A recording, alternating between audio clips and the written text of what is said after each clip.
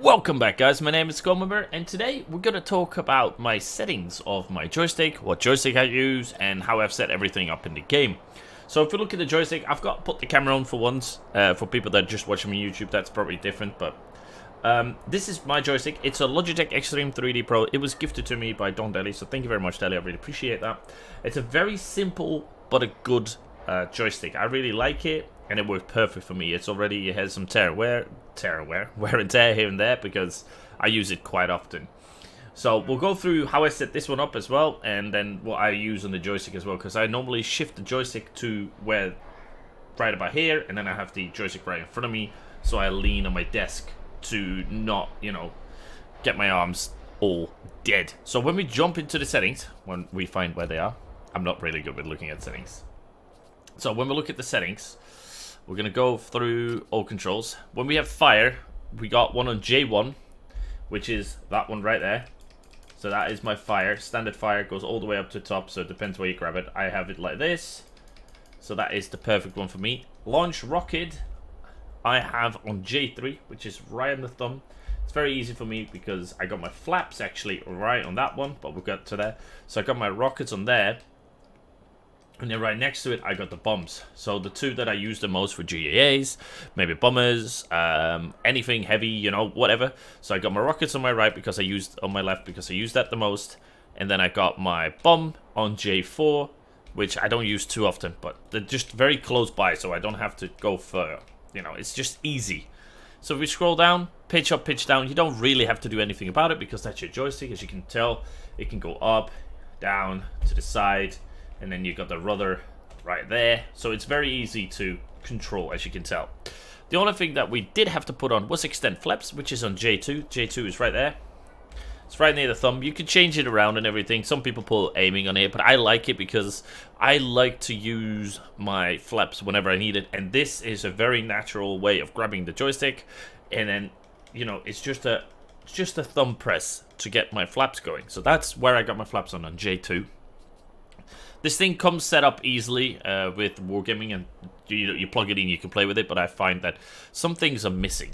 So if we go to battle interface, we got lock nearest target. So we're not looking, by the way, at what's on the left hand side, we're looking on the right hand side for me. So what you see sometimes is me snapping to targets, and then the camera will just zoom up and have a look at it. So lock near targets is on J6, which is on the top here. It's a button I don't use often, but as you can tell, bombs, rockets, this is a very easy button for me. So J6 then is just a click, and it shows me the nearest target, where is he, and then I can click another button to see where he is. Which is something I would definitely do if anybody was playing this with a joystick as well. Go for this button. It's very nice because it shows you what plane it is, what player it is, what his name is, or whatever. So you can just anticipate what he's going to do. Show cursor, I've never touched that. Consumables, and this is where I go a bit different. So my first consumable I actually got on J7, which sounds odd, but I do. Then consumable 2 I got on J8, which is right above it, that's this one. And then consumable 3 is on J10, which is right there. Consumable 4 doesn't exist on the joystick, so we can't really do anything about it. So that really sucks, but we can't do anything about it. So I got my 1, 2, and 3, pretty much, consumables. The reason I got these, and they're really of an odd way for people, is I have my hands when I'm playing. This is my position. So I got my hand on the throttle, my thumb, and then I got my fingers here. So the number 1 is there, the number 2 is there, and the number 3 is still underneath my finger. So for me, it's very easy to get used to and click it. It's very, very easy. So that's why I got my consumable 1, 2, and number 3. And then we scroll down, further down. We have switch to turret control mode, which is J5. J5 is up here, which is a bit odd. I don't know why I put that there. It was just a button that I have left in turret control. I don't use turret too often, so I decided that button right there would be the best one for J5. Sniper mode is J12. Very odd button, but this is where you have to probably choose what you like the most. So I got J12 right there. That's my sniper button. I hold it to switch to sniper mode and let go, and it will let go as well. So it's easy. Like I said, if I sit like this, you can tell I can press my sniper with the back of my finger right there on this one and go into sniper mode. Works very, very well. Snap to target. So what I said is this is what it is. This one was the closest target. And then we have snap to target, which should be... I'm confused now. See, when I play, I don't really notice it. J9. There. I had to look that one up, sorry. I just play it and I don't... you know, it's so set up that it's... Where do I put my hands and everything? So yeah, so I got this one that locks onto the nearest target, and then that one right there will snap to the target. So the camera will snap to the target. So if the camera's here, it will snap like that to the target, and then you can see what it is. You can just keep flying, but when you let go, it goes back to your normal sight. But it's easy to snap to the target. It's really, really nice. I'll see if I can find something and put that in. If you don't see a clip of it, then I couldn't find a piece of it. But that's how I snap to my targets. Camera backwards is on J11, which we have here. I like J11. You could remove this one, but I like the one because I want to see if I drop my bombs or anything, I'll look behind me, or maybe I'm flying the GAAs, I'll look behind me, bombers, I'll look behind me. I don't use a snap to target. Snap to target is more when I'm flying fighters and all that kind of stuff, multi-rolls. Slow ones, I will use camera backwards to see if there's anything behind me. Camera left, right is all done with this. I never use them actually. You probably won't see me using them ever. Camera left backwards is all this one. This one can like turn in a circle, as you can tell. I don't really use them. It's not necessary. Navigation, don't touch it. Chat, really don't touch it. The only thing you'll see me press is F7, which is on the keyboard, and I have my keyboard off normally here, so I'll just have to slide off, click on F7, and that's it. So that's pretty much the buttons I use. I don't really change. You could, if you have more buttons, you can probably change more. But I found, you know, this is already a lot to get used to. So if you're new and you have all these buttons, you'll probably get quite confused of getting to it. But that's the button setup for the joystick.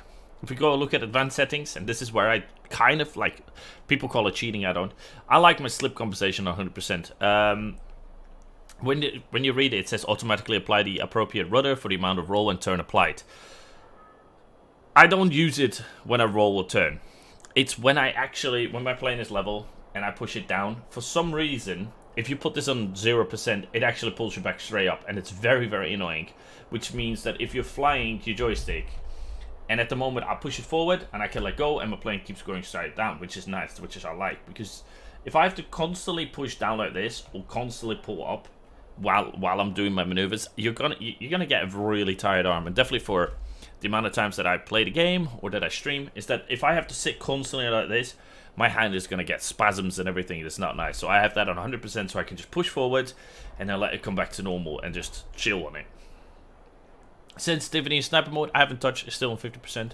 Signal correction, the only thing I've put up is my dead zone, and as you can tell, I need to put that up even more because my joystick is slightly broken, as you can tell. So I probably just have to unplug it because that's not good, is it? So there you go. That's where you can tell that my joystick is a bit dying. But if I put my hand on it, there's more normally, see, then it's okay. But I probably have to unplug it and see what's up. So the only thing, the dead zone is, you know, how quick is this one gonna determine that you do something.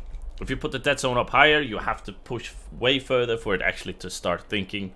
And if you put the dead zone lower, the smallest movements will make the plane turn or anything. So that's it. If we go and look at the Thurston Boost, I have made the boost a bit bigger. As you can tell, normally the boost kicks in pretty much around there, halfway up, and then you need to tap it. But I found that the boost kicked in way too late. So I've made the boost slightly bigger so that I can choose. And this is, if you go below the 100%, this is where you start using your brakes. So you never want to go underneath that. So you want to leave your thrust around there. That's what I normally have it on. So that is simply how I have set up my joystick. It's not a lot. It's not that hard to get used to. The biggest thing with it is that people, they play with a mouse and keyboard, and when they switch to a joystick, they have a really hard time because, one, your camera's fixed, which means you can't see who's behind you, so you need to use the keys to see who's behind you, and you need to look at your minimap, and you need to start anticipating what is the other fighter gonna do. Is he gonna roll? Is he gonna turn left? Is he gonna turn right? So a lot of people that switch over from mouse and keyboard, try the joystick, fly like maybe not even a day, and then stop because they find it too hard. Like I said with the joystick, when you get used to it, it is very nice, it's very easy, it's very fun, but you need to start thinking about other stuff. You know, you need to look at your map, you need to look at the pointers, you need to look at, you know, everything that's happening around you. You need to, of course, use your cameras that I have here and here, so you need to know what you're doing. But once you get it, believe me, it's so much better, and I will never ever go back to mouse and keyboard. I never play with mouse and keyboard ever again. Wherever I go, even if I go on a holiday, I'll take this with me, and then I'll play there with the joystick, because I cannot play with a mouse and keyboard anymore. It just feels very, very odd. So I hope this helps people out with the way to set up your joystick. If not, then I'm sorry. If it did, I'm glad it did. Let me know how it went, and if you guys got any more questions, put it down below. Don't forget to sub for more videos, because I make videos every Tuesday and Thursdays. So that should be it. I think that's pretty much the end of the video. So hope you guys enjoyed. Thank you for watching, and bye-bye.